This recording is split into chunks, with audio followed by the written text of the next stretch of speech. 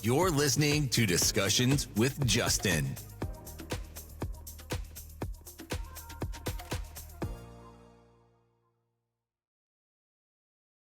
No problem. Do you normally have a big intro that you do and a countdown and all that? This is it right here. There's nothing fancy about it, right?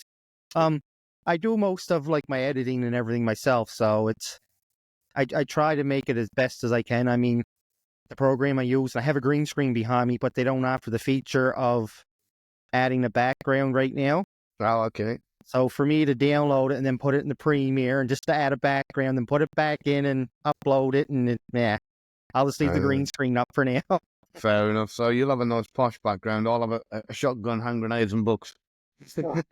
Real intelligence officer, right? The fun stuff's over this side off camera. Well, when I think like intelligence officer, I think of like James Bond. Most people do. And of course, I have this conversation with people, and especially amongst other former intelligence officers, and there's one or two people out there, and they have the same conversation. You generally get two reactions when you tell people. And number one is like, wow, you were a spy. That's so cool. And number two is, you. Really? And you have to turn around and say, well, the whole idea is if I look like a spy, talk like a spy, walk like a spy, dress like a spy, then really I wouldn't be very good at my job, would I? You have a point there. So no, definitely. So let's jump into this. We have Gavin Stone here, intelligence officer, or is it a former intelligence officer now? Former, yeah. If there is such a thing. Yeah, that line of work, I guess you're never really done, right? Not completely. There's a saying that we said once, old spies is something close to an aftershave. You're either in it for life or you're not in it anymore, or you're under the ground kind of thing. Okay, gotcha. And you're ninth in the world for reading body languages, is that right?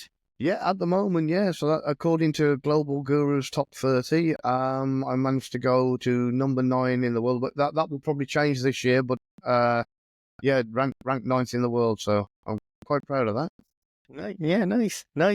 I had a list of questions here. I'm just kind of going through my phone. We kind of messed up on the time zone because you're over in the UK, is it? Yeah. So we kind of messed up on the time change. So, but we're good. We're here, right? Exactly. My bad entirely. I just looked at the door and I was like, 1900 hours, and jumped on and then send you a message. You're like, oh no, wait. We messed up on the time zones. But we are here, so that's right.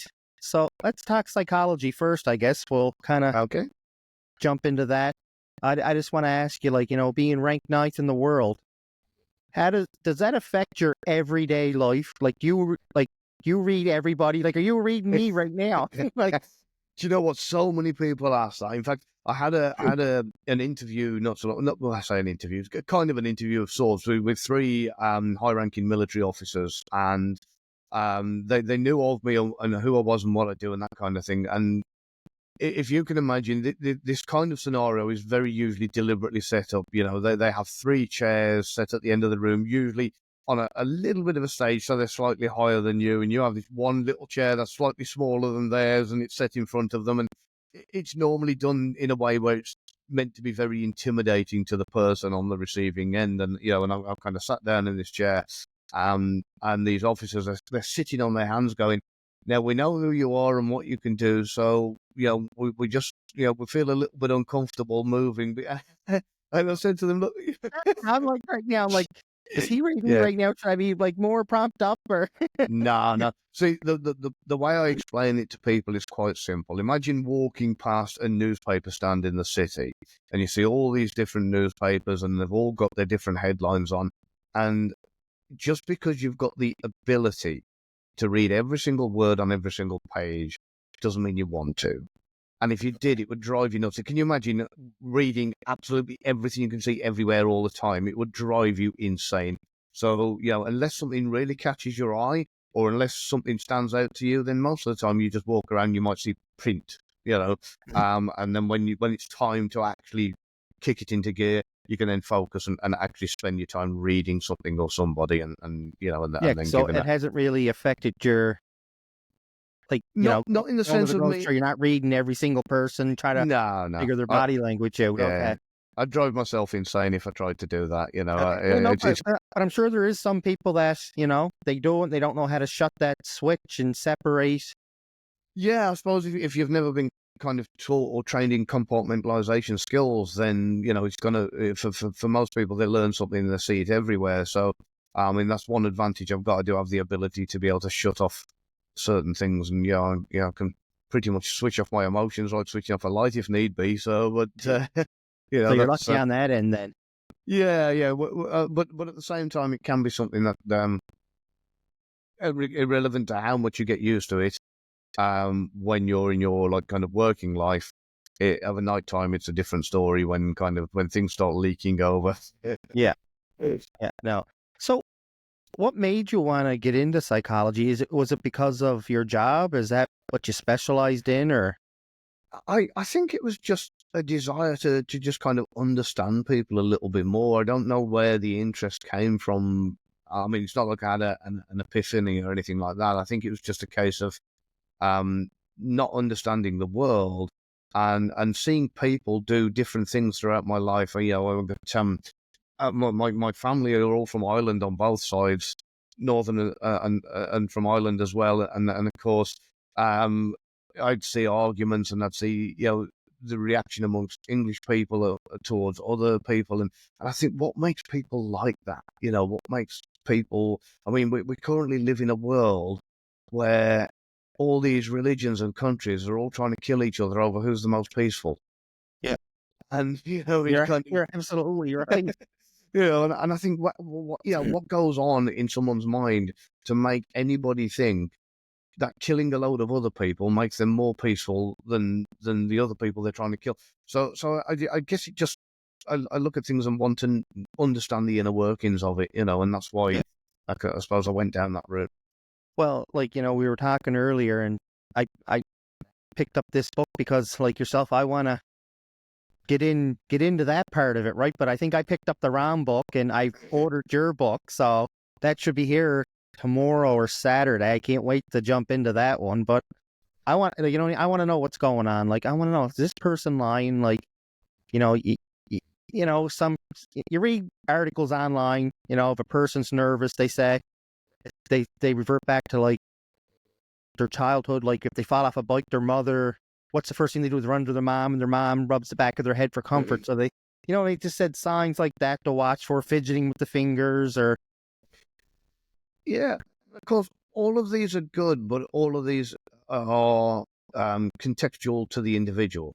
So, like you say, just you got a kid that's kind of goes running to his mom, rubs the back of his head to make him feel better. This is somebody who, when they kind of want to pacify themselves, may rub the back of their head.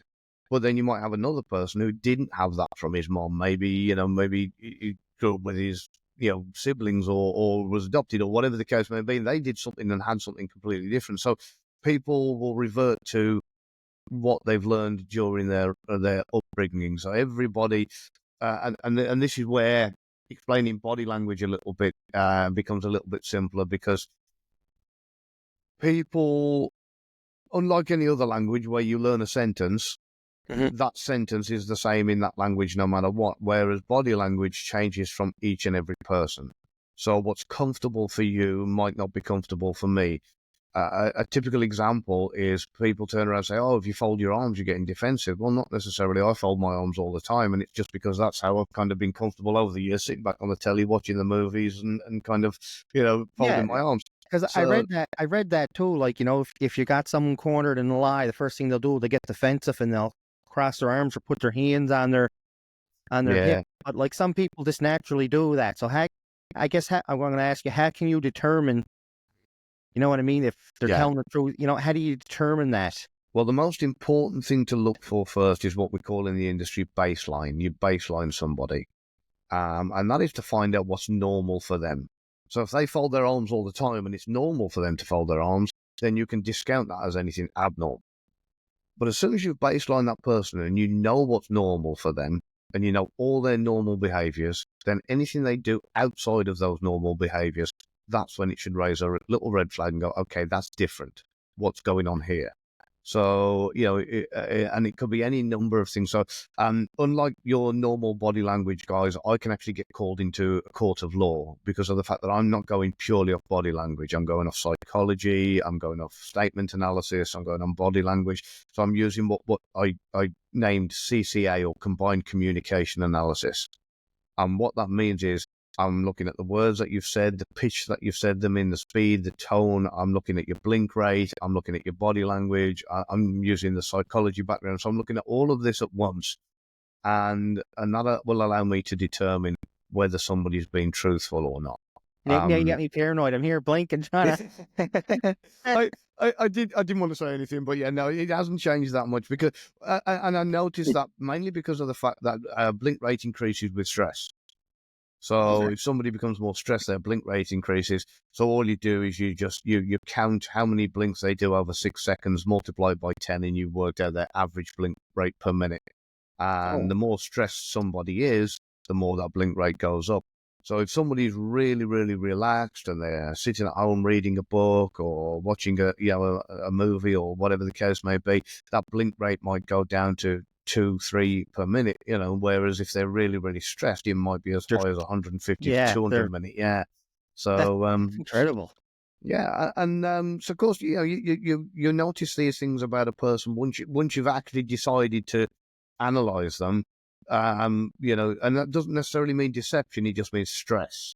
So you can say, okay, I asked that person a question. When he answered, his blink rate went up. He put his hands on his hips, so there's 2. His tone and his cadence and his speed of his speech changed, so there's 3. And now you've got what I call a cluster, and it's that what you're looking for. So all these people who turn around and say something along the lines of, if he touches his shoulder, he's lying. There is no one single thing that will indicate a lie. Okay, so there's a lot of BS, I guess, that go with it. Yeah, exactly. Yeah. So it's simply a case of you're looking for a cluster of 3+ indicators that somebody is uncomfortable. And then you can ask yourself, well, why are they uncomfortable? You know, I asked them about a holiday they had and they were perfectly comfortable. I asked them about the car they drive and they're perfectly comfortable. Then all of a sudden I asked them about the money in the biscuit tin, and now all of a sudden they're fidgeting, they're scratching it, itches, they're licking their lips, or whatever the case might be. Their speech rate has sped right up, their pitch has gone right up, their blink rate's gone right up, and now they're acting a little bit erratic. So what's going on there? And it just puts you in a position where you say, I need to pay a bit more attention to what's made them act like that. Yeah, because, like, you know, back to the arm folding and everything, like, you have YouTube, I'm sure you must have seen some, like, when they're down in the States and they arrest somebody and they're questioning them for murder. At first, you know, they seem calm, but now he's folding his arms in a line of defense, and he's, you know, like, he's rubbing his shoulder. You pick up on that stuff, and so really it doesn't have anything to do with what they're trying to figure out. It's just the person. That's so it, basically what you're saying is the blinks, the tone of voice, the fidgeting. Yeah, that's the key things, is it? Yeah, plus doesn't change. You know, whatever changes from their baseline, and I'm trying not to overcomplicate things too much, but even a baseline itself will also deviate and adjust. So hypothetically, if you think of baseline as acting normal, your version of acting normal at your parents' house is going to be completely different to your version of acting normal when you're at the bar having a few drinks with the lads, which is going to be exactly, which is going to be completely different to your baseline at work, which is going to be completely different to your baseline in church, which is going to be completely different to your baseline in a court of law. So your baseline itself will adjust dependent on the environment you're in. So you have to take the environment into context. You have to take in absolutely as much information as you can, you know, and say, well, hang on, this person is acting normal for him under these circumstances. Mm-hmm. And then when you've got that person's normal baseline, you say, okay, they normally kind of, you know, sit there, fold their arms or tap their hands or whatever. But if they all of a sudden sit on their hands, then you go, well, why? Or if they all of a sudden start doing something that is a bit erratic for them, then you can start looking at other things. You say, well, why is there this sudden change And that's what you're looking for, change. Okay, and I want to ask you too. You mentioned earlier about psychology and body language. What's the difference between the two? Because I always thought it was just all one. Oh, right, yeah. So psychology is all about the mind and how the mind works. Basically why people think a particular way, why certain things are more attractive than others, and all about the kind of mental side of it. Whereas body language is all about your non-verbal communication. It's all about what you're saying with your body. So this can be, if you're fidgeting and showing signs of discomfort, that's something that's non-verbal. Nothing to do with how the mind works per se, but more to do with how the body's reacting to what the mind is perceiving. Okay. Does See, that actually, 'cause make I always thought, what's that? I don't know if I did a very good job of explaining that. No, Hopefully that you made did. sense. You did, because I just thought it was all psychology, like how to Oh, read right. somebody. You know what I mean? Okay, well, Yeah. that's psychology, but there is a difference. And see, Yeah. that's why I'm looking forward to getting your book, right? Yeah, you'll enjoy it. And I'm happy to speak on psychology. I'm happy to speak on cold reading as well as body language, and I've taught a lot of people cold reading and Code reading? yeah. What, Neil? Uh, Let's touch on that, because I have no idea what that is. okay. So have you ever seen a program called The Mentalist? It was popular about 10 years ago. No. Nope. It was the guy was an ex psychic who come out as a fraud. He said, there's no such things. But when people go to a psychic, or what they perceive as a psychic, a lot of them are not really psychics. They're cold reading the person, and they are, from their observations of that person, being able to say things that the person believes is true. So if you can imagine, you've got somebody, you look on their left hand, and around that finger is a really white area, and the rest of the hand is tan, then you can assume that they're either recently divorced or they've taken their wedding ring off to hide the fact that they're married. Little things like that is looking at somebody, cold reading what you see from the signs available, and then fathoming out more about the person. You're basically profiling them to be able to then say, right, okay, I can tell by looking at him, he works in this industry, or he does this, or he does that, and so you'd be surprised how much information we give just by the clothes we wear or don't wear, and the things we do, and that's what cold reading is. Oh, wow. Did he have a book on that? I do. It's actually it's one that I tend not to tell people about because it's so embarrassing. It was actually put out as a split test. It's a very, very small book. It's only like kind of really, really thin. It's filled with typos and errors, and it's the most embarrassing one I've ever done. The print's really, really large in it, because I wrote it hoping one day my dad would read it, but that's my own fault. and the whole thing is it is just a basic lesson in cold reading. But like I say, it was put out as part of a split test to see what encourages buyers and what sells and what doesn't. And it was never meant to remain on sale. Unfortunately, It's still on sale. sells that well that I couldn't pull it. Oh, hey, listen, that's another one that's going to have to add to my collection. Oh yeah, well, I'm happy for. It's not very expensive. I think it's like $3.99 or something. But yeah, it's got the golden juice, so I won't take it off sale. Whatever I did with it, I did right.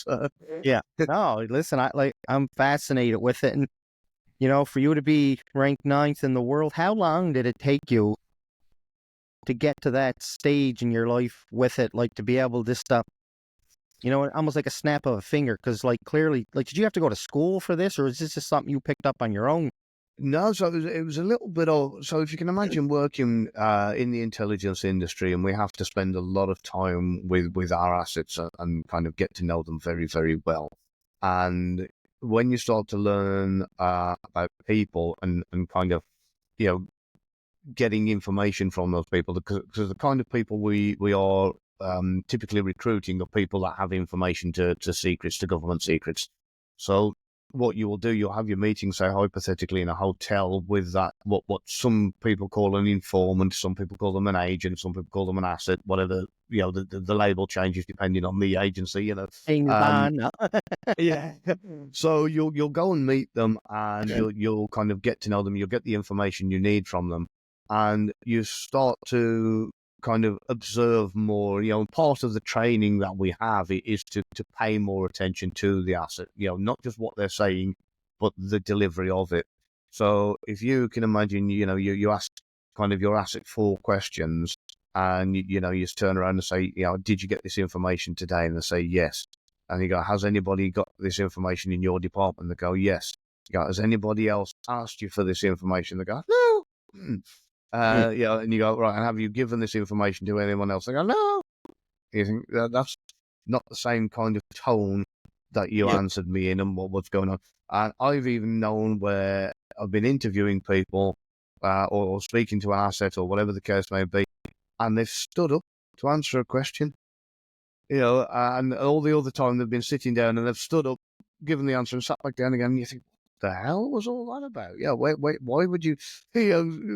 So you start noticing these little nuances, and therefore, because you start paying more and more attention to how people act, you start soon learning it as a craft of kind of, okay, I don't think the person's being completely honest and truthful with me. Okay, I got you. So it's just basically anything that is like, you follow the person, you kind of, anything out of the ordinary, I guess. Exactly, yeah. Yeah, okay. Yeah. But like being ranked 9th in the world, though, like that's it's a pretty big deal. Yeah, I was quite proud of it. And of course, the year before last, I was at 28th. And what happened was it was the year before that I kind of came out the shadows from working in intelligence and started to get my profile out into the world. I wrote the books, and I put things out there, and I did a few videos, that kind of thing. And in the very first year, I went to number 28th in the world, and I thought, brilliant, that's great. And then it was like kind of the year after, I thought, okay, maybe I'll still be in the top 30. And I had a message come through from a friend who's also a body language expert, who said, congratulations, you made it to number 9. I was like, wow, I couldn't believe it. So I was really, really proud, 9th in the world. And I don't know where I'm going to be this year. I don't know whether I'm going to go up or down or what, but I'm waiting. I think the results come out in February, so I'm hoping for the best. You'll have to keep me updated for sure. I will do, definitely. Yeah, no.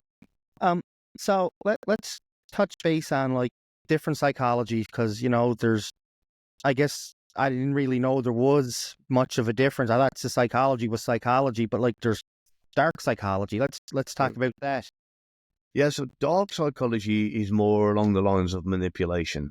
This is the mildest form of mind control, so to speak. We were talking about before we started recording about how to implant songs into somebody's head. Yeah. But there are other methods you can use, and again, this is something that the intelligence industry has been really, really useful with. You can go as far as implanting or deleting memories. You can convince people that and this was I think it was Elizabeth Loftus. That was one of the first people to do the psychological experiment of what was called the Lost in the Mall experiment. She also did the hot air balloon ride. She took participants and she convinced them through using the memory implantation system that they'd been on a hot air balloon ride, even though they'd never been in a hot air balloon in their life. That's scary stuff. Like, yeah, it was great. She done exactly the same with the Lost in the Mall. She said you were lost in the mall as a toddler, and again, same results where the participants genuinely believed afterwards that as a kid that they'd got lost in the mall and found their parents. The crazy thing is it wasn't just a story. By the time it became a memory, the participant had started adding things themselves to the memory, and they were like, oh yeah, I remember it was an old man with a long beard that found me and took me back to my mom. Or, oh yeah, it was a shop assistant that heard me crying. And so they'd actually finished the story off for themselves and believed it that genuinely that if you were to put them on a polygraph machine or in front of the best lie detectors in the world, it wouldn't come up as a lie because they believed that story.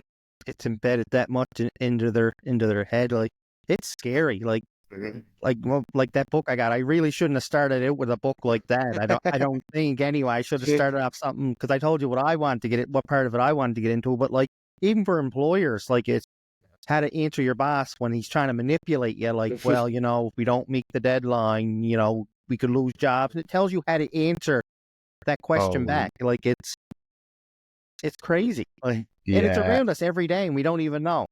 Oh, in more ways than you could possibly imagine. I mean, from everything from advertising companies to TV channels and everything in between, it is the amount of influence that a television set has is phenomenal. I can't even put into words how much control it has over people subconsciously without them even knowing.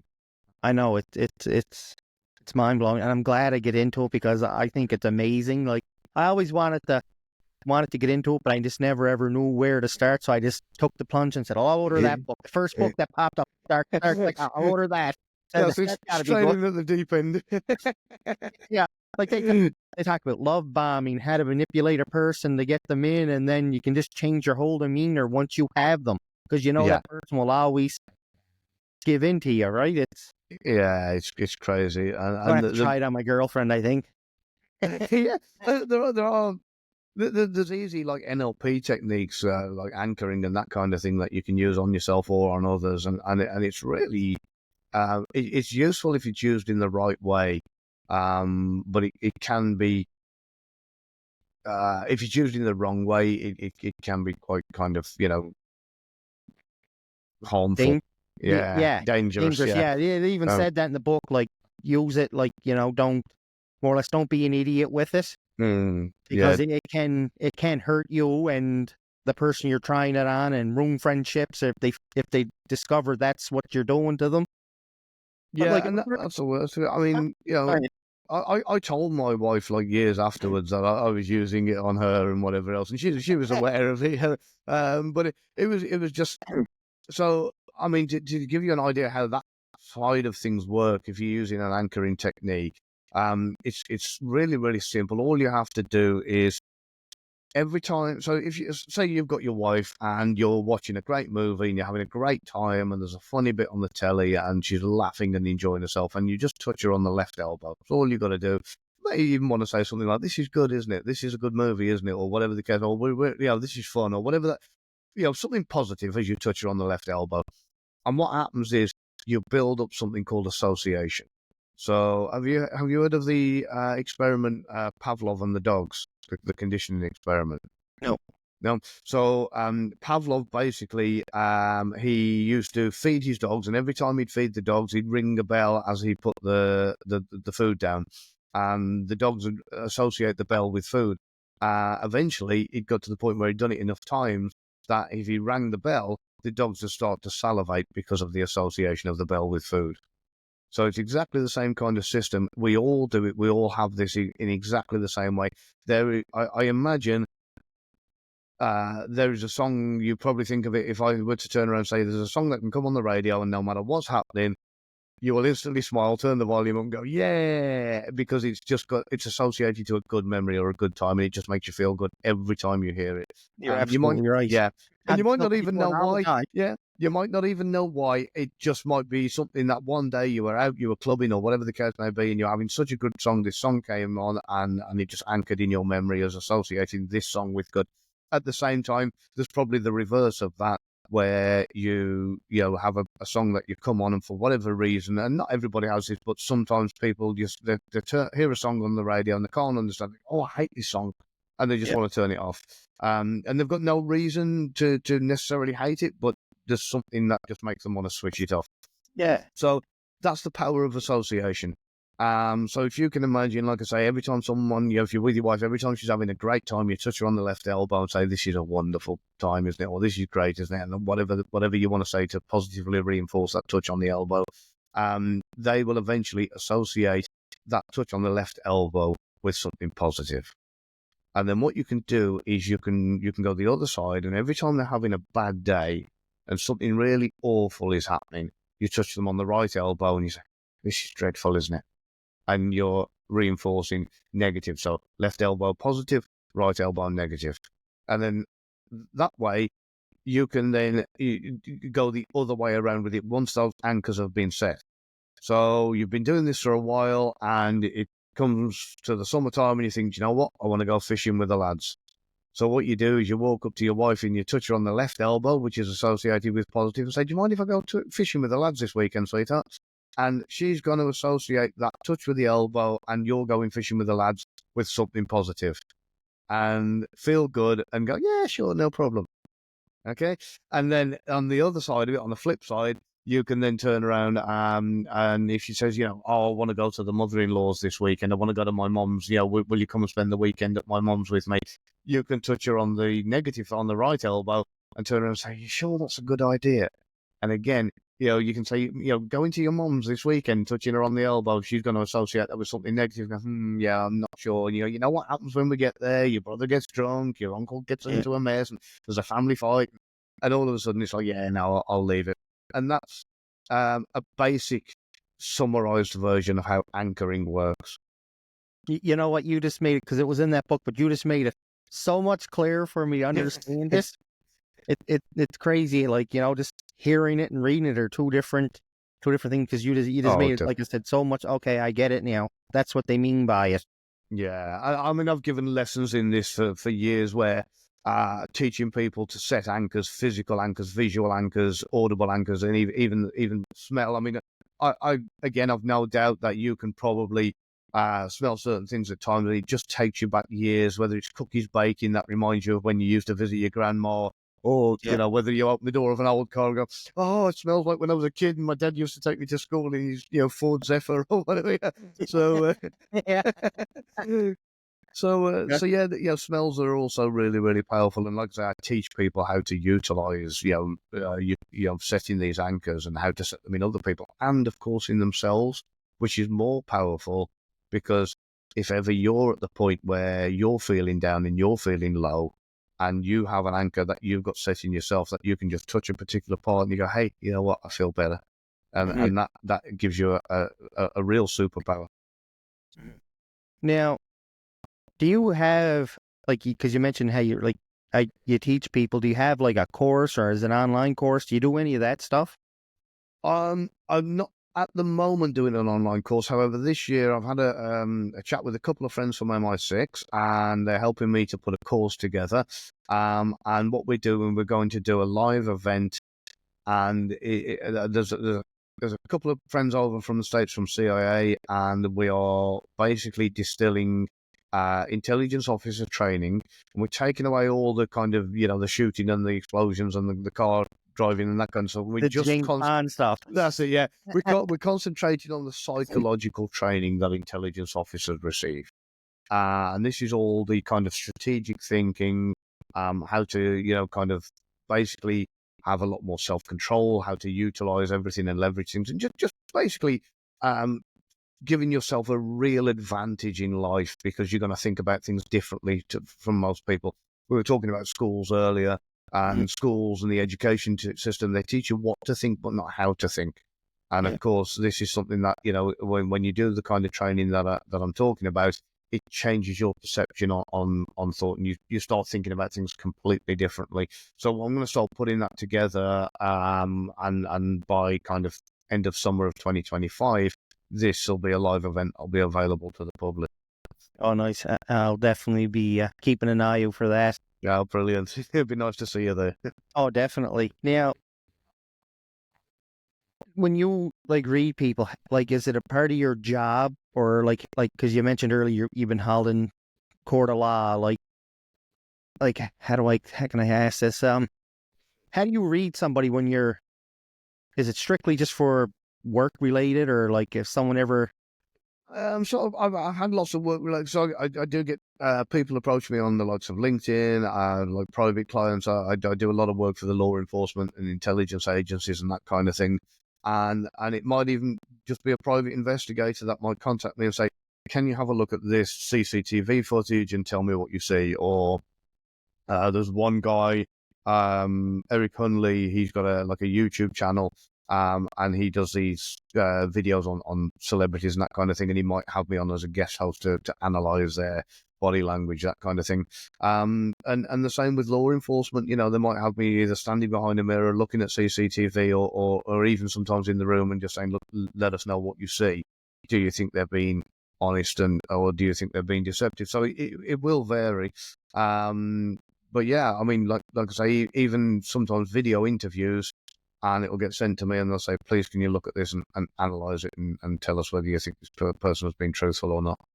So now when you go in to do this, like, are you prepped on the person? Do you know the cases, or do you just go in and just drop in on the conversation kind of thing and pick it up from right there? Yeah, I try not to at all have any background on them and any, like kind of preconceived, kind of idea about this person, because I don't want anything kind of swaying my judgment one way or the other. I want to be as completely neutral in it as I possibly can be, and as objective in my analysis as possible. This is why, Eric, I don't really watch telly or the news or keep up with celebrity gossip and that kind of thing. And Eric will send me a video and say, "Yeah, what's going on here?" And I'll analyze it, and we'll go on the show and I go, "Everybody's aware of this case in the news except Gavin, so I had him have a look at this." Yeah, You don't know. We'll ask him. exactly. But yeah, and what that does, that helps me to not have any biases at all. I don't know what the person's been convicted of. I don't know their history. I know nothing about them. I don't have any thoughts that have been polluted by headlines or gossip. I can just look at something and instantly see from what I'm watching, is that person, showing signs of deceit, or, are they showing signs of discomfort? Are they showing signs of being open and honest, and analyze it from there?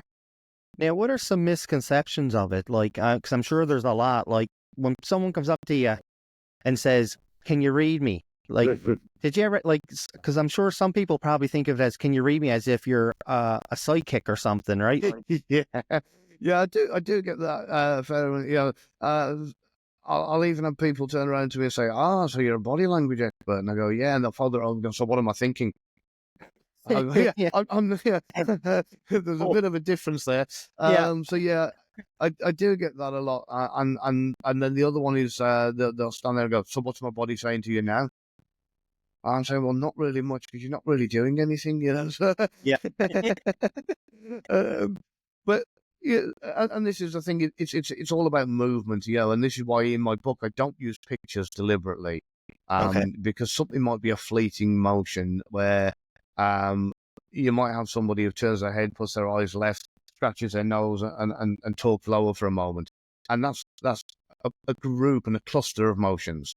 Whereas if you put that in a book or somebody's like that, people tend to wait for that pose, and it might only be something like that quick, and it's gone. So if you put images in, people tend to wait for that pose rather than seeing it as a movement, and that's what I try to explain. Read I put bits in my book about how to break it down bit by bit and learn this stuff as you go, rather than trying to whiz through the book as fast as you possibly can, and then wonder why you're not an expert at it. By the time you finish the book, I explain this by saying, imagine reading a book on the Spanish language from start to finish, and then going 3 months later to a Spanish restaurant and trying to order like a meal, and you can't understand why the waiter's got no idea what you're saying, and you can't remember anything. Yeah. So yeah, exactly. So you start with the little bits. You learn to say hello, you learn to say thank you, you learn to say please and blah blah blah. And it's the same with body. Yeah, start with the small stuff, get brilliant on the basics, and as soon don't as be like me, jump into the dark stuff right away, right? Exactly.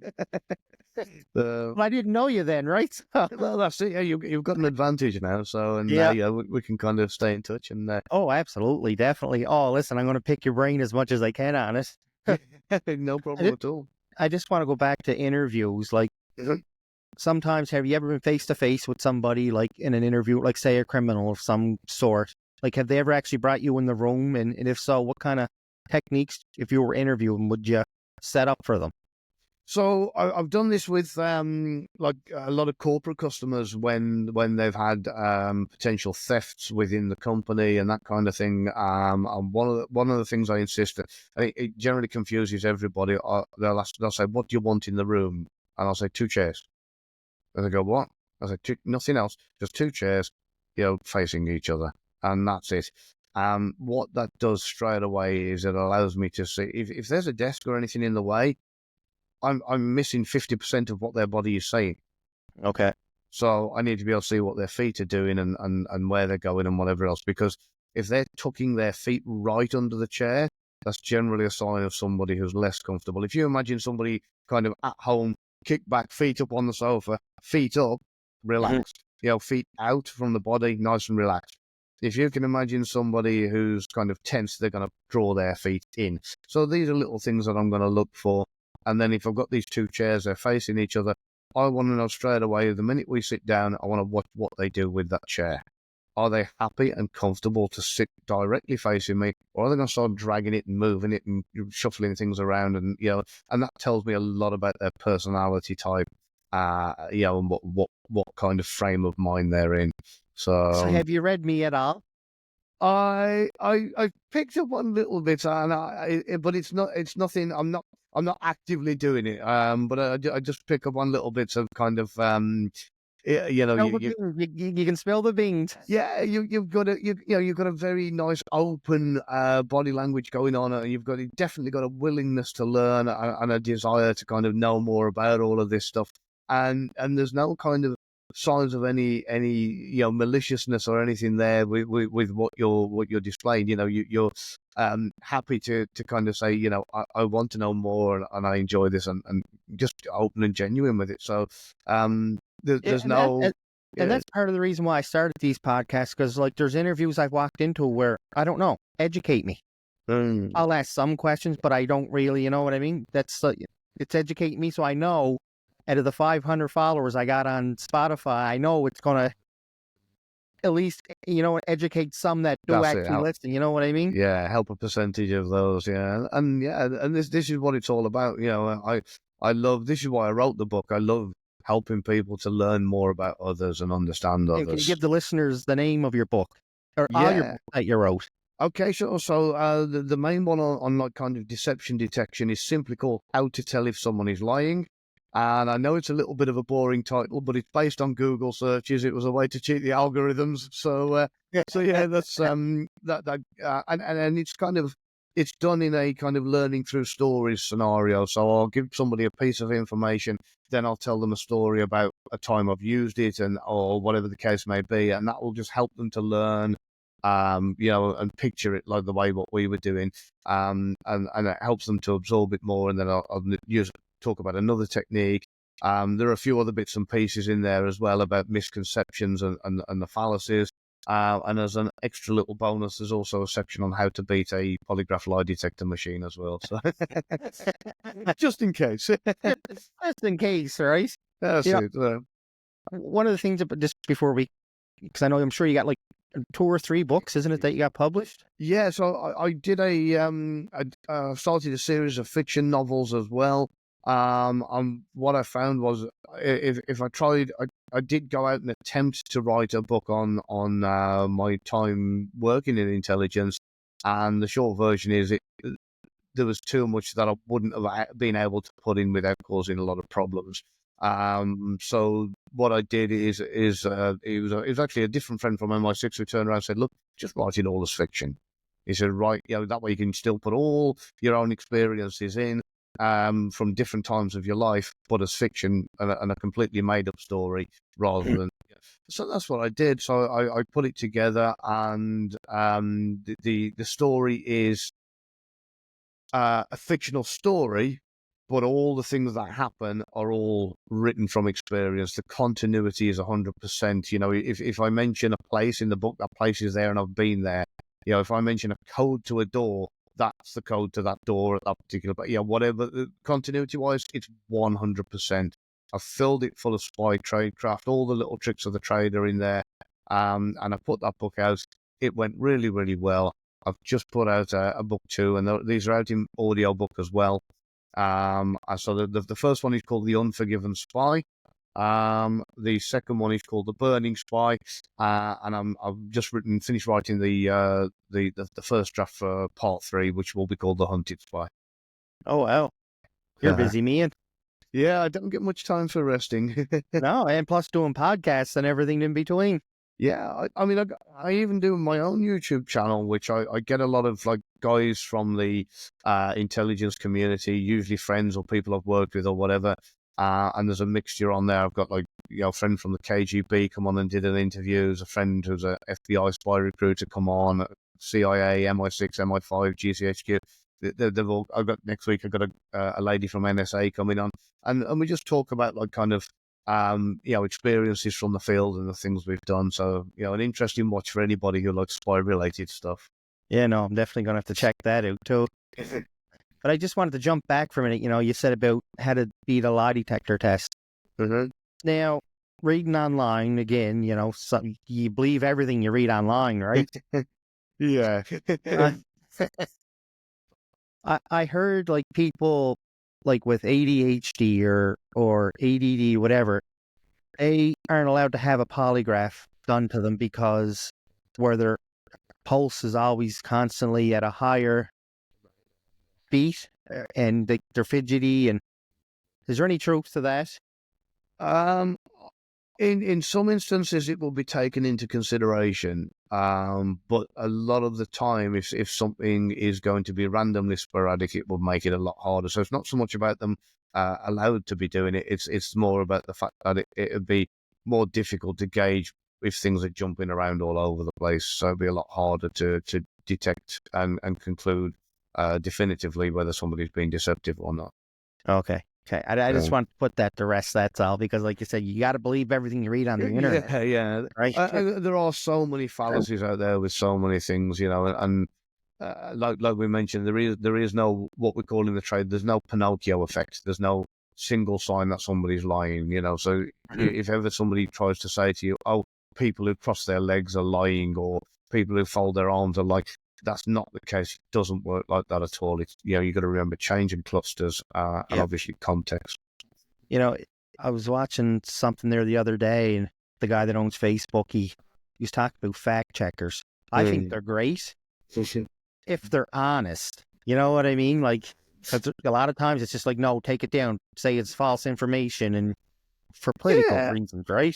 Exactly. And of course, so I can understand how the theory behind fact checkers was a good idea to try and stop the spread of misinformation and disinformation.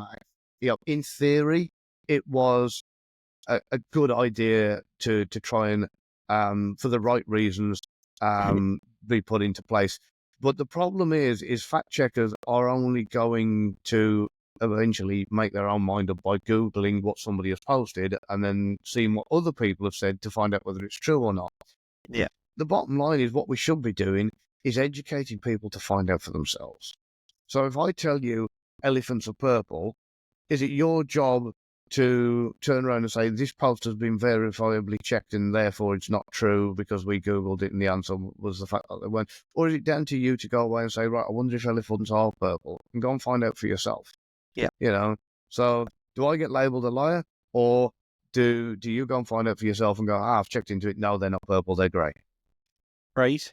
It's as simple as that, That is pretty simple. I'd rather live in a world where people check things out for themselves rather than taking everybody else's word for it at face value. And that includes people's posts as well as fact checkers and anything, anywhere. We are talking about, you ask Google right now and it'll tell you that men can get pregnant. So, right. Whereas, go back a few years and that would have been absolute insanity. So, there are... The world's changed so much. You know what? It's changed so much in the bad since COVID, I found. Mm-hmm. Yeah, ever definitely. Since COVID, I don't know if people got bored with their lives, being isolated, or what the issue is, but like the Band-Aid that we just kept putting on over the earth has finally exploded, and now there's problems everywhere. Yeah.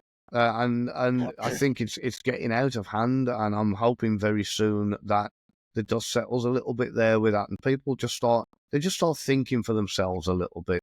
They start looking at themselves and introspectively take the time out to say, do I need to dye my hair purple and tattoo my face and or whatever the case may be. Why I can't get a job, right? Exactly. And start looking at everything rather than believing TikToks. TikTok told me if I eat 300 mushrooms a day, I'll live healthier till I'm 500 years old. I see so much of that on TikTok. A person said, drink this water at this time and this will happen to you. And and it's an impossibility. And of course, you've got PhDs going out there who've studied metabolism and things for years, who are telling people this is the way to eat healthily. I've spent years studying it, And then you've got one TikToker who puts an AI voice and an AI video out there that tells them, sprinkle this time of pepper on your egg and you'll live forever. Yeah. Yeah. Oh, and that AI stuff is scary.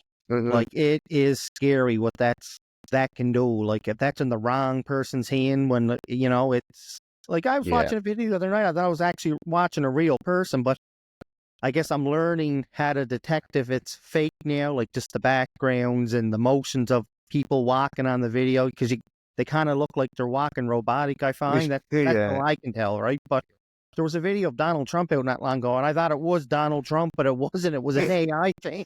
Yeah.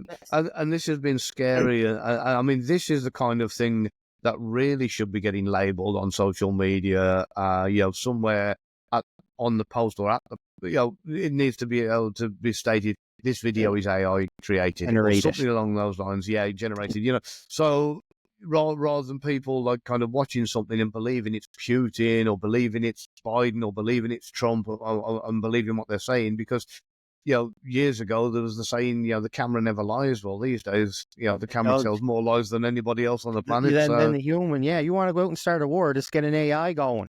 Exactly, and it's not difficult to do. It's Well, really, really easy. One video, it was American. It was a fake video, but it looked so real. Like, President Biden has sent 400 something aircraft carriers over to the border of Russia, and I'm like, oh boy. So Yeah. I went to the news, right, and then I'm like, why isn't it on breaking news? Like, Exactly. they got me. Yeah. And like you say, sometimes you can tell, and people who are switched on like yourself, you've just said, the first thing I did is I went and checked it out, I went and looked to find it. But you do get other people that would just take it at face value, and they would just go, Biden's done this, or Trump's done that, or Putin's done the other, or Zelensky's done whatever. And, and they will, to make things worse, instead of checking it out, they'll take it at face value and then they'll go and tell others. Who will then tell others who'll tell others. And And then that's you how had it all everyone in gets a out. mad mass up. We got to get to the grocery store. We're going to be on food rations. Exactly. Next thing you know, there's no toilet roll and there's a petrol shortage. Yeah, or just like COVID, right? Couldn't buy a roll of toilet paper anywhere. Exactly. What are people doing? It's like, Oh, yeah, that was a messy time. So, oh God, yeah. yeah, I don't ever want to go back to that time again. oh, not if I can help it. No, No. no, definitely not. No, Not that's when the world crashed. It Yep. wasn't the year 2000 when we thought it was going to crash. It was I know, 2020. yeah. It's that's it. We're all set for the millennium bug, and it never happened. Instead, Never happened. I remember being a kid waiting for it, like, we're going to lose the power and the computers are all going to crash. And 5, 4, 3, 2, 1, and Happy New Year. That's it. Yeah, nothing was any different than what it was the day before. 1999. Yeah. So you're also a hypnosis? So yeah, this is something I do more of a hobby than for any other reason, and I tend not to do it too much because it's only something that I play with. It's not something I take too seriously. But again, like so many other things, there are ramifications if you get it wrong, and this is why I will help my wife with things to improve focus or whatever, or I'll help my brother with things but I did have a lady come to me a while ago, and she'd got a back injury, and she said, "Can you take the pain away?" And I said, "No." And she thought I was being cruel, and I said, "Look, it's nothing to do with the fact that I can't, and it's nothing to do with the fact that I'm being cruel. It's to do with the fact that pain is there to tell you something is wrong." Mm-hmm. And you need to get that addressed, if you want to give up smoking, fine, no problem. I can sit you down 10 minutes later, you won't want to touch another cigarette, no problem at all. But when it comes to things like pain, if you're having a regular headaches, that's your body telling you something's wrong. Get to the doctor. Exactly. Hypnosis, get to the doctor. And I can make the headaches go away, but the problem won't go away. Only the pain will go away. And of course, that just means that you just won't be able to detect that it's getting worse. Well, that's like, speaking of hypnosis, I was reading that book I showed you. It talked about a little bit like about hypnosis and that, and it said that it was actually designed for doctors to help, like, burn patients and people to quit habits. And there was something else they said, but it became this more of an amusement attraction than anything, right? Like, because well, you've got like different, you've got like clinical hypnosis, and then you've got like what they call stage hypnosis. And the stage hypnosis is what the kind of thing that you used to see like years ago. Paul McKenna would get people up and dancing and eating onions and thinking they're an apple and things like that, which was all a bit of fun. And then you've got clinical hypnosis where somebody goes, what they're now called, hypnotherapy. And it might be because of the fact they've got PTSD. It might be because of the fact that they're having issues with one thing and another, or habits that they want to control, that kind of thing. And that's when you can utilize it. And like with anything in life, there's good and there's bad when it comes to hypnotherapists and what they're capable of doing. So, you know, unfortunately, we live in a world where you can go spend $7 online and get a hypnosis certificate in 20 minutes, and That's scary, yeah, or like even fitness coaches, they go write it online. exactly, yeah, I mean, that's great. You read the book, but like, heck, where's the practical at? Like, why aren't you in the gym doing your exam that way in front of a fitness, like an instructor? yeah, Anyone exactly. can pick a book up and do a test.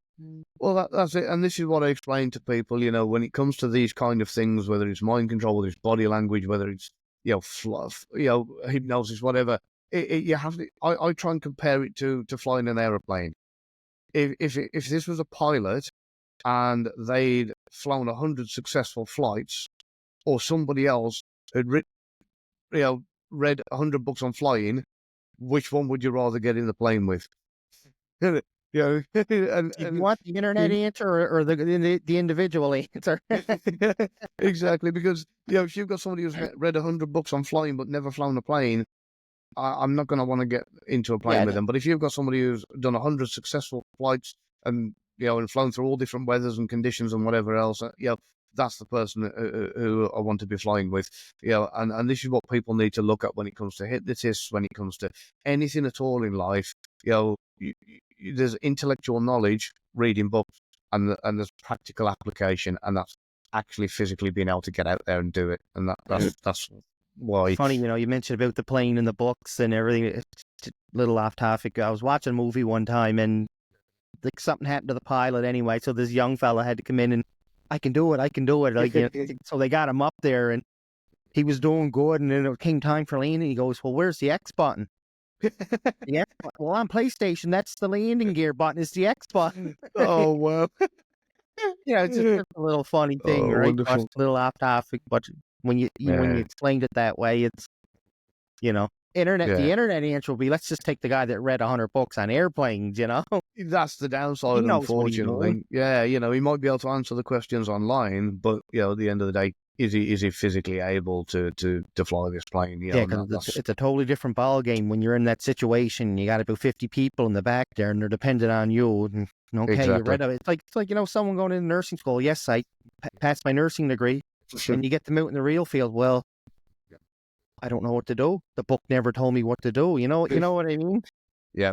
And this is why, I try to encourage it. And this is in the book that I wrote, there's not just the learning through stories, but I encourage people to go out into the world and make observations, use what they've learned, spot little things, and kind of, apply what they've learned in a way where it's going to help them, help it to sink in and help them to learn. And that for me is better for anybody than just trying to read a book with a few pictures and think they now know a language. They now know it. Yeah, well, that's like when I read that book, it's like, there's still way more to it than what I'm reading, right? Like there's tons of it. It's not just, okay, you can go do this now. No, it doesn't work like that. Right. But like you said, start off small. Mm-hmm. Start off with the simple things and then build your own mental library up of things. Yeah. And this is where the likes of Instagram and TikTok has done so much damage, because people want, you see these, 5 psychology hacks or 5, mind control tricks or 5, and they 9 times out of 10 they don't work, or if they do work, they're working by fluke, or there's more to it than what people are learning. And this goes with all this stuff on these kind of TikToks, these diet tips and these tricks and these hacks. And it's scary what they're putting out there, man, because if you can lose 10 pounds in 5 days or whatever, and then you go to try to do it, this person got to realize they're diabetic. So they that don't apply to them at all. Exactly. But they're going to go try it because it doesn't say anything about it. Just says go do it. Yeah, and this is the thing, you've got to take context into account with absolutely everything. For somebody to lose 10 pounds in 5 days, I mean, for somebody who's got a lot of weight, that's probably not a major problem. But if somebody's already very slim but they're maybe they've got a psychological condition that makes them feel or believe they're bigger than what they are, and now they're trying to lose more weight. You got somebody who's anorexic, somebody who's bulimic, or whatever the case may be. That could be a dangerous thing for them to do. And these TikTok experts are really they're trying to do a I don't one call size them fits expert. all. I just call them. They just want the fame and money. If it's That's an it. easy job for them, that's it. It's all it is. It's just a job. Every time you view them, you're getting paid. Yeah, I'll advise everybody who, if they come across these things, there is no one size fits all in life for this kind of stuff. If you hear something, go and check it out. See if it applies to you. See if there's anything else you need to know. Go and do just a little bit of just basic research into a subject before you start, making your mind up that 20 boiled eggs a week are going to make you, young and live forever and 100% Look like healthy. Arnold Schwarzenegger. Right? Yeah, exactly. And let's tone her down here a bit. Like, but I think what I think it is too. It's people's minds are getting lazy now. They don't want to go and read. They want it done on video. Yeah, and they want it done downside. within 30 seconds to a minute. Because then anything after that, their focus is on something else now. I think that has a big part of it. Yeah, and what it is, we're living in a world where people's kind of attention deficit is getting lower and lower and lower and lower. And if you can't constantly keep them engaged, then you're going to struggle because, when you're competing against the likes of TikTok, Facebook, Instagram, all these jazzy bright lights that are designed with $1 trillion computer to keep you hooked, keep you addicted, keep you watching, scrolling, flicking, swiping, whatever the case may be, you have very little chance when you plonk a book in front of somebody and say you have to actually work, you have to actually use your mind, your brain, and do some physical work to get the answers you want. And you're gonna fear off more by doing like reading the book and then going out and trying hands on yourself, right? It's exactly. Then you're with someone on TikTok for 30 seconds. Here's how to look like Mr. Olympia in 30 days. Yeah. And it's just snake oil, that's all it is. Yeah, TikTok, even the YouTube, I find those algorithms are hard to...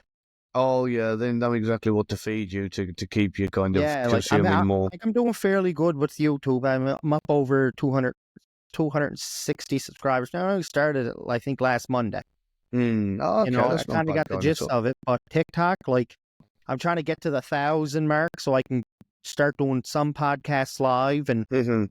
But I'm telling you, it's a hard algorithm to figure out. Yeah, I'll tell you a couple of bits afterwards. I might help with that a little bit when we finish recording. So. Okay, and now my last question is the intelligent part. How did that happen for you? Was that something you always wanted to go after, or were you just working another part of the government and like, hey, listen, we're ranking you up now, or is that what happened? Tell us. So it was a bit different to most. And so you saved the juiciest one till last here. The whole thing kind of happened completely, almost by accident. Going back many, many years, as a friend of mine knocked the door and he said, Gavin, you're one of the most resourceful people I know. I need to find somebody. Can you help me? I said, yeah, sure, no problem. And we did it, and he gave them an envelope, and we left, and and that was it. It didn't take us very long to get it sorted out. And that was it. I kind of forgot about it, and it was the end of the month he came round, or the start of the next month, whenever he came round with this envelope, and he said, here you go. And I thought, got all this cash in this envelope. I said, what's this? He said, you remember that job, help find that guy? He said, we were doing something called process serving, and this is your half because we did it together. And I looked at this envelope like, you got any more of them people you won't find him? And he said, yeah. He said, this is regular work. For lawyers, what they do is if there's a court summons going out, what generally happens, the people will send it through. The lawyers will send it through the post. The people on the receiving end generally get a pen and go, yeah, not at this address. That'll get them. Stick it back in the post, thinking they've won, not realising that the lawyer will then hire somebody like me and say, right, take this, put it in his hand and personally serve them. So sometimes it's called a per serve, sometimes it's called process serving, as I personally serve them with these court summons. And that way they can never deny and say, I never received the summons, because they've been personally served. So I started off doing that. That then led to people tracing and missing persons, which then led to fraud investigations and marital investigations, and all going down the private investigation route. And then eventually I ended up working government contracts, and I just went from one government department to another until I managed to rub shoulders with the right people. And one day I got pulled aside and they said, "You're pretty good at this kind of thing, aren't you?" And I was like, "Well, I think so." Yeah. And he said, "Look, how would you like to try something, a little bit more higher up the scale kind of thing?" And I said, "Yeah, I'm open for anything. I'll try anything once." And that was it. I kind of got pulled aside to help out in the intelligence community. And it started off with like covert surveillance and bits and pieces like that. And I just worked my way up until eventually I got right into the depths of like human intelligence gathering, which was just absolutely out of this world. Wow.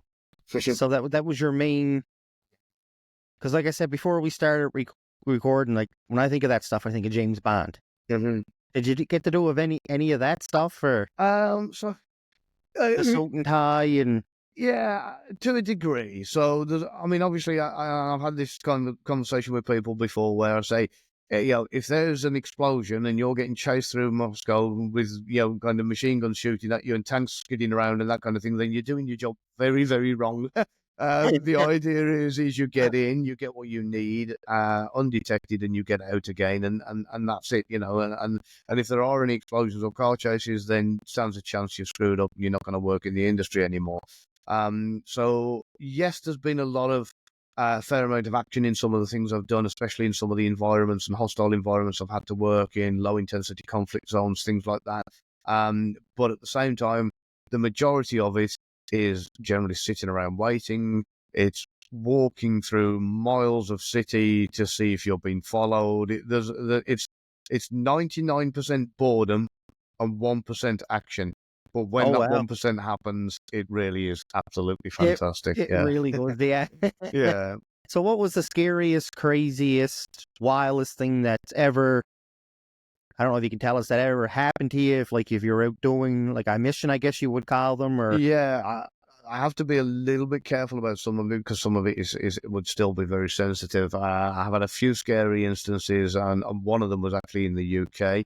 But I remember kind of realizing that not everything in the world of intelligence is exactly how. I mean, the biggest culture shock that I had when I first got into the intelligence industry, one of the first, not the first, but one of the first jobs that I had, they called me in, and I was very Hollywood educated. They'll turn around and say, I was expecting to be called into an ops room, and they give me a slideshow of, this is the most wanted criminal in the world, and he's living on this island, and you're going to parachute in, and I was expecting all this stuff, and and then expected to be handed files and gadgets and all this kind of thing, and phones start ringing, and what I actually got, I got sat down in a room, and my assignment was given to me in one sentence.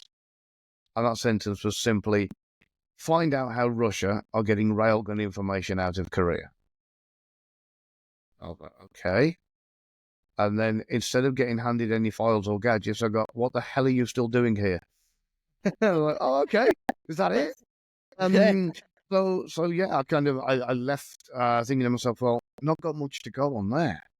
Yeah. And for most people, if they were given that as an assignment, go and find out how Russia are getting railgun intelligence out of Korea, it would be so, they think I'm so out of my depth, they wouldn't know where to start. And what I did, I reverse engineered it. I just said, okay, if I was going to get railgun information out of Korea, how would I do it? And that's where it started the process of, right, first off, I'd start by finding myself a railgun expert, because there's actually not that many. It's not like kind of, you're not looking at an average job here. You're looking at a very specialist area. So there's not very many of them. So I'll find myself a railgun expert. Then I'll say, right, how many of these railgun experts are in Korea? That narrows it right down. So that helps me out a hell of a lot. Then I look at what they've done and bits and pieces and the works, any notes or papers they've written, any articles they've had published. And there's one guy I came across and he'd had several articles published, and one of the co-publishers was a Russian guy. And I was like, that helps me out. So, so then I kind of looked at this Russian guy. He's got ties to the embassy, and it all starts to click into place. Because I know if I was going to get information out of Korea on railguns, I would find myself a railgun expert. I would collaborate with them. I would become friends with them. I would get the information from them, trickled out bit by bit, and get it back home. So that was kind of where I started, and that led me to the name, the Russian guy. I had it all checked out and confirmed about his ties to the Russian embassy and the government, and that was it. Once it all got confirmed, I went back. I said, "This is your man. He's the guy who's leaking the information back to Russia on the railgun," and that was it. So, it impressed them enough to employ me again, and no, it sounds exciting, but like when you say it's 99% boredom and 1% action, like it's like and it's like that's it. Yep. That's simple. And I describe intelligence as a little bit like a magic trick. It's one of those things that when you tell people about the things you're trained in and the things you do, and how to make explosive out of household goods, or how to shoot, and how to race a car, or whatever the case may be, exfiltrations and all the other bits and pieces, they're like, wow, that's great. But like when you're actually getting an assignment, most of the time it's actually just very, very simple. And I said to somebody, the definition of intelligence from myself is the world's most dangerous way of making friends. And that's all you're doing. You're kind of making friends with people in different parts of the world to get information from them. So unfortunately for the general public, like I say, it's a bit like a magic trick. It looks impressive, but when you actually find out how it's done, it's generally pretty boring, and people go, "Oh, is that it?"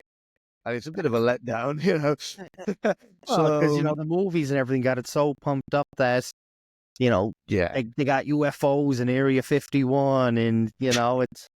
Yeah, and this is the thing, because in reality, if there was ever a movie on an entire intelligence operation, it would be so boring that nobody would watch it. Because you could be sitting around for hours waiting for one person. Like I say, you have to do hours and hours of what we call an SDR, which is a surveillance detection route. And this is where you're going to meet your asset, and you want to know you're not being followed. So you have to do, kind of maneuvers through what they call this SDR, surveillance detection route, which will allow you to be able to spot whether somebody's following you or not. And then, then there are counter surveillance maneuvers you can make to then lose that person or those people that are following you.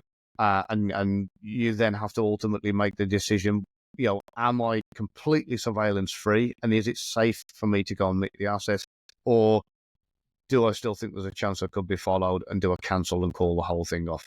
So, and of course the whole thing has to be done as invisibly as possible. So, you see a lot of movies, and it looks good for the movies where somebody kind of steps on the train and everybody gets on, and then you step off and the train pulls away, and it looks good because it's visually showing the fact that, oh, look, he's lost his tail, and the guys on the train window going, the other guys on the platform going, ha, got you. In reality, that's not how you would do it, because what you've done is you've actually antagonized the surveillance team. You've told them, I'm onto you, which means next time they're going to be paying so much close attention. They're going to be so focused on you and everything you're doing that, they're going to have more teams that they know that something's wrong.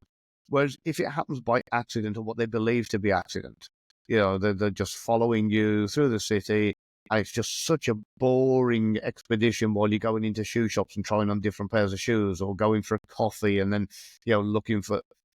They want to be so bored out of their skull that they're almost falling asleep. And at the end of the day, the report should read something along the lines of, then he went into a department store and we lost him. We don't know which exit he came out of. He slipped away. And they don't know that you intentionally did it. They just think he slipped away. It was just accident. We couldn't get in there quick enough, and couldn't keep a track of him. And that's how it needs to be. But in truth, like I say, you try and put that into a movie, you got 6 hours of somebody walking around shopping, people would be bored. Or wouldn't do good in the box office, I don't think. Definitely not, You know, but it sounds like you had a pretty incredible career. You know, you have books published. You know, you're a intelligence officer. You got a YouTube channel now. You're starting an online course. That's So it. And all this has been recent as well. So, I mean, like yourself with the YouTube channel, I've only got like 1.2 thousand subscribers or something like that. You know, it's I only just. got 260. I only got 1.2 thousand. But it's pretty new, and I'm still learning as I'm going, and I'm hoping to build it up. And and it's like everything else, the whole, the rankings and the other bits and pieces. It's not something that I'm like I've spent years getting. I'm only just in the public eye, so I've got so much more to do, so much more to bring, and my intention is to kind of hopefully help people learn as much as they can from my experiences in order to better their life, just to give them that little bit of an advantage and that edge in life to be able to say, I picked that up off one of these lessons or one of these videos or whatever, and it helped me. Well, just sitting here talking to you for the past hour, like I've learned a little bit. I've understood, what anchor is now, what it actually means, and the negative arm and the positive arm, and yeah. And you can do it anywhere. It doesn't have to be an elbow. It could be a shoulder. It could be whatever.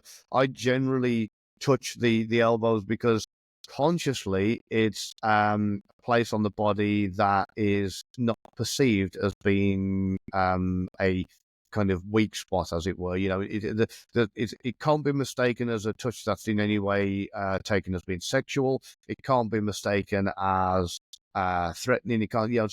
But it's still, subconsciously, the brain knows because it's a joint, it's a very vulnerable part. So subconsciously, you're highly aware of it happening, but consciously, it's just an innocent tap on the shoulder. So that's why I use the elbow. But it can be anywhere. And like I say, it doesn't even have to be a physical touch. It can be what we call a visual anchor. So if you do exactly the same thing where, every time something positive, you scratch your left cheek, every time something negative, you scratch your right cheek. And people then, when they get used to seeing that, will then basically start, but the same rules of association. Association, yeah. Yeah. I do the same thing when I'm on stage. If I'm on stage, if I'm telling an interesting fact, I'll go over to the left of the stage. If I'm telling a story or an anecdote, I'll go over to the right-hand side of the stage. And I do this deliberately, and the audience soon gets used to it, because what happens is you've got different types of people in the audience. Some are very logic and kind of facts and data based people. Then you've got other people who are very story interested people. So what happens is you can see a shift in the audience once that kind of anchor has been set. And I've done that a couple of times. I'll move over to the left of the stage, and all of a sudden I'll see everybody who's the logical type of people sit up and go, oh, he's about to say an interesting fact. I'm going to, and they've got their pens and their paper at the ready. And then, when I move away, you can see them kind of relax a little bit more and move over to the right side of the stage. And I'll see different people then go, oh, there's a story coming up, So and it doesn't take long to set those anchors, and all that is just basically a visible spatial anchor that people are kind and of basically you have them in the palm of your hand, really, right? That's it, yeah. And depending on where I am on the stage, people know what's coming, and that's all it takes. So there's so many different ways and means of setting anchors in people, and it usually doesn't take long to start kind of getting people used to how to act or what to do. If you want to know how easily people are controlled, have a look on YouTube at something called the waiting room experiment. The waiting, and that is absolutely brilliant. It shows exactly how people can be so made to be so compliant and do things without even knowing why they're doing them. So that's something for you to check out. I definitely will. Listen, it's been an honor and a privilege to have you on the show. We definitely have to do another one again. Definitely. Thank you, Justin. It's been enjoyable being here. Yeah, thank you. And we'll definitely keep in touch. No problem.